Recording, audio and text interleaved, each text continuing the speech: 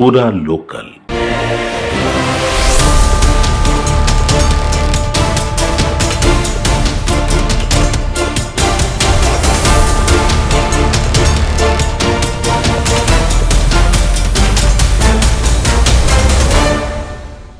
కేంద్ర ప్రభుత్వ విధానాలు కార్మిక చట్టాల అమలులో వ్యతిరేకత నేపథ్యంలో ఆరోపిస్తున్న వామపక్షాలు కానీ ప్రతిపక్షాలు కానీ భారత్ బంద్కు పిలుపునిచ్చిన నేపథ్యంలో దేశవ్యాప్తంగా భారత్ బంద్లో చాలామంది కార్మికులు పాల్గొన్నారు.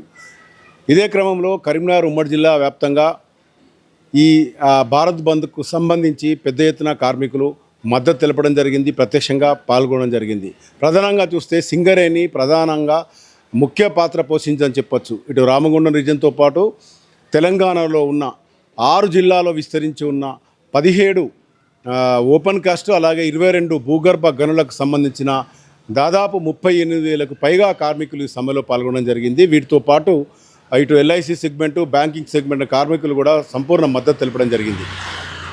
అదే కేంద్ర ప్రభుత్వం గత కొద్ది కాలంగా కార్మిక చట్టాలను కాలరాస్తుందని చెప్పి ప్రధానంగా ఆరోపిస్తూ భారత్ బంద్కు పిలుపునిచ్చారు. అయితే ఓవైపు ఇప్పటికే దేశవ్యాప్తంగా చాలా చోట్ల కార్మికులంతా కూడా ఈ పిలుపుకు మద్దతుగా కార్యక్రమంలో పాల్గొనడం జరిగింది. అయితే సింగరేణి మాత్రం ప్రధాన భూమిక పోషించిన నేపథ్యంలో ఒక సింగరేణి నుంచి మాత్రం చూస్తే బొగ్గుకు సంబంధించిన వెలికితీత మొత్తం నిలిచిపోయిందని చెప్పొచ్చు. బొగ్గు వెలికితీత పనులు నిలిచిపోయాయి. ఈ నేపథ్యంలో సింగరేణి వ్యాప్తంగా 70 కోట్ల బొగ్గు ఉత్పత్తికి అంతరాయం కలగడమే కాకుండా సింగరేణికి 70 కోట్ల నష్టం జరిగిందని చెప్తున్నారు. ఇక కార్మికుల వైపు చూస్తే 13 కోట్లకు పైగా వేతనాల రూపంలో కార్మికులు నష్టపోవాల్సి వస్తుందని చెప్పి యాజమాన్యం భావిస్తున్న నేపథ్యంలో ఇటు సింగరేణి వ్యాప్తంగా అందరూ కూడా విధులు పూర్తిగా బహిష్కరించి నేపథ్యంలో బంద్ను విజయవంతం చేసేందుకు కృషి చేశారని చెప్పొచ్చు. అయితే ప్రధానంగా ఈ కార్మిక చట్టాలకు సంబంధించి కేంద్ర ప్రభుత్వము ఎప్పటికప్పుడు మార్పులు చేస్తూ వాటి అమలును కఠినం చేస్తున్న క్రమంలో కార్మికుల ఉపాధి దెబ్బతింటుంది, కార్మికుల భవిష్యత్తు దెబ్బతింటుందని చెప్పి కార్మికులు ఆరోపిస్తున్నారు. ప్రస్తుతం భారత్ బంద్ ఒక రకంగా చూస్తే ఇటు సామాన్య మానవులు ఎలాంటి ప్రభావం చూపినప్పటికీ ఇటు కార్మిక వర్గాల్లో మాత్రం పూర్తి స్థాయిలో నిలిచిపోయిందని చెప్పొచ్చు. కార్మికులు పూర్తి స్థాయిలో ఇప్పటికే గత మోడీ ప్రభుత్వాన్ని వ్యతిరేకిస్తున్న నేపథ్యంలో భారత్ బంద్ ఏమాత్రం ప్రభావం చూపుతుంది, ప్రభుత్వ స్పందన ఎలా ఉంటుంది వేచి చూడాల్సిందే. సమ్మెలో భాగంగా అన్ని కార్మిక సంఘాలు ఈ సమ్మెలో పాల్గొన్నాయి. దేశంలో ఉన్న అన్న కార్మికులు కూడా ఈ సమ్మెను విజయవంతం చేయడం కోసం ముందుకొచ్చిండ్రు. దాంట్లో భాగంగానే సింగరేణిలో 100% సమ్మె జరిగింది. కార్మికులు మనశ్శాంతి ప్రభుత్వ యాజమాన్యాల వ్యతిరేకంగా మనసు పూర్తిగా ఇలా సమ్మెలో పాల్గొన్నారు. మేము అంటున్నాం నరేంద్ర మోడీ ప్రభుత్వాన్ని, ఈ దేశానికి కార్మిక వర్గానికి రైతులకి కర్షకులకి ఏం మిగిలించామని చెప్పి ఇంకా నువ్వు అధికారులు ఉంటామని అడుగుతున్నాం. పక్కనున్న దేశాలను చూస్తలేవా? ఇవాళ అక్కడ పాకిస్తాన్లో కానీ బంగ్లాదేశ్లో కానీ శ్రీలంకలో కానీ ప్రజలు తిరుగుబాటు చేసినారు. ప్రజా వ్యతిరేక కార్యక్రమాలు తీసుకుంటే ప్రజలు ఎట్లా ఇస్తారో మీరు చవి చూస్తూ ఉన్నారు. పక్కనున్న భారతదేశంలో ఆ సిచ్యువేషన్ రాకుండా మీరు ఆలోచించుకొని కోరుతున్నాం. ఇలా నిత్యావసర ధరలని 33% 40% పెంచి ఇలా రైతులను నడిపిస్తవి, కార్మిక చట్టాలు మార్చి రైతులను నడిపిస్తవి, కార్మిక సంక్షేమం కోసం పాటుపడాల్సిన ప్రభుత్వం కార్మిక చట్టాలు మార్చాలి, ఏ హక్కులు లేచి కట్టు బానిసలుగా ఇలా యాజమాన్యం దగ్గర దాసం చేయడం చెప్పి తీర్మానం చేయబడుతుంది. ప్రభుత్వ రంగ సంస్థలు కారు చౌకగా ఇలా కార్పొరేట్లకు అమ్ముతుంది.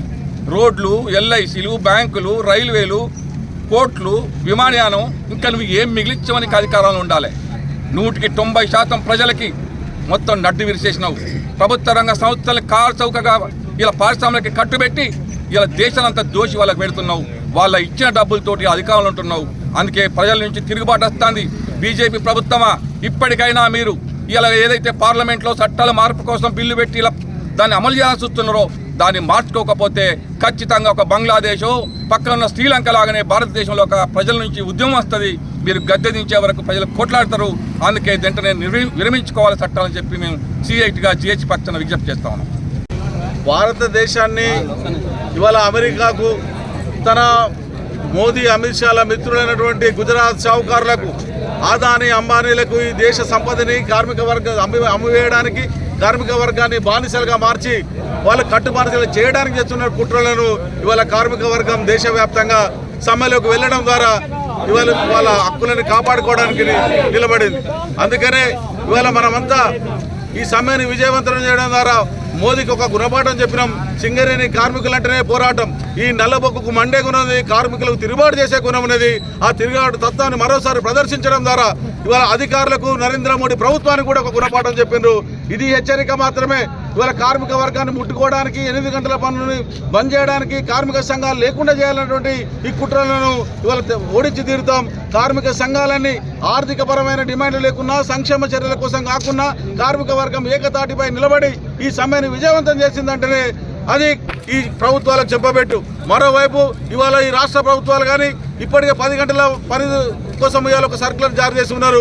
అటువంటి దుర్మార్గమైన సర్కులను ఉపసంహరించుకోవాలని సందర్భంగా డిమాండ్ చేస్తా ఉన్నాం. అదేవిధంగా యాజమాన్యం కూడా ఇవాళ ఒక్కరోజు సమ్మెను కూడా చేయకుండా ఉండాలని, నష్టం జరుగుతుంది మీకు కానీ అసలు ఈ సంస్థ ఉనికికే ప్రమాదం ఉన్నది. అధికారులారా మీ ఉద్యోగం ఉంటుందో ఊడుతో చూసుకొని కమిషన్ల కోసం, ప్రమోషన్ల కోసం ఆశపడి ఇవాళ కార్మిక వర్గాన్ని బెదిరిస్తే చూస్తూ ఊరుకునేది లేదని, రేపు భవిష్యత్తులో జరగబోయేటువంటి ఏ పోరాటానికైనా తెలంగాణ కార్మిక సంఘం సిద్ధంగా ఉన్నది.